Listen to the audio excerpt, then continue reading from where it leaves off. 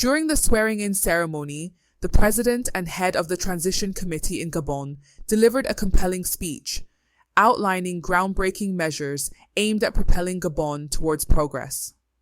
Before delving into these measures, let's explore the key quotes that resonated during his address. Initially, he invoked the words of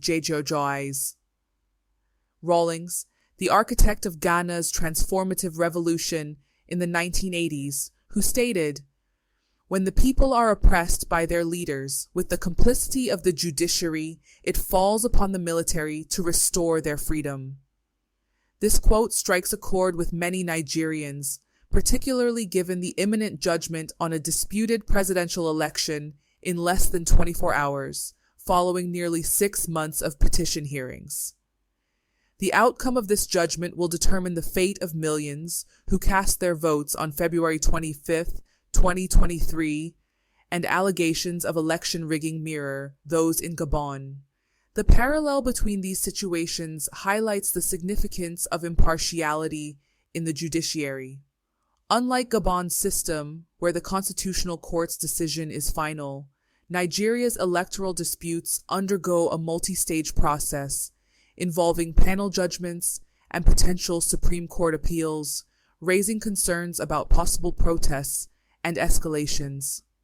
Now, turning to General Nguema's second impactful quote from Desmond Tutu, "If you are neutral in situations of injustice, you have chosen the side of the oppressor." This quote holds in Gabon, where citizens faced unwarranted imprisonment. Elections became one-sided affairs, and results were manipulated with the Constitutional Court's approval. The Gabonese military intervened to remove politicians who had forsaken the rule of law, sparking a revolution. This quote also resonates with Nigerians who witnessed some influential figures failing to condemn injustices on February 25, 2023, and instead aligning with corrupt politicians, urging citizens and the opposition to wait for the next election.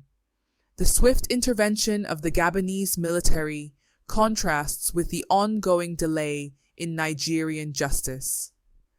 Nigeria's constitution contains a problematic loophole that allows a corruptly elected leader to assume office even amidst legal challenges, perpetuating a flawed system with more casualties than recent military coups in Francophone countries. General Nguema's pledged initiatives for Gabon include granting amnesty to prisoners of conscience and political detainees, with this promise already fulfilled.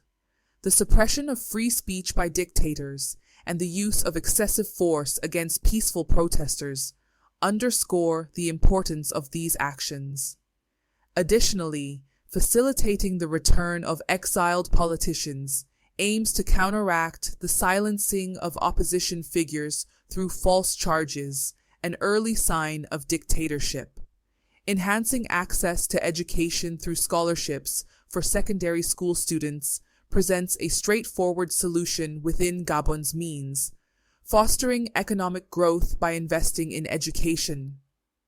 Collaborating with local financial institutions to fund the national economy promotes self-sufficiency and lower lending rates, stimulating job creation.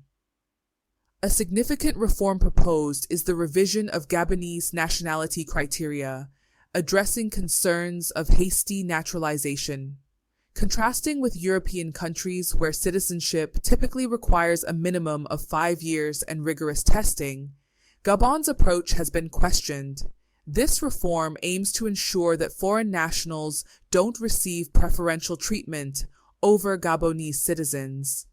In conclusion, General Nguema's commitment to these progressive policies showcases a positive departure from the past, despite his previous association with the Bongo regime. These measures not only address the flawed elections, but also target institutional deficiencies. The Gabonese people anticipate announcements regarding a fresh, free, and fair election timeline and a referendum to approve constitutional amendments as they embark on a journey towards progress and reform.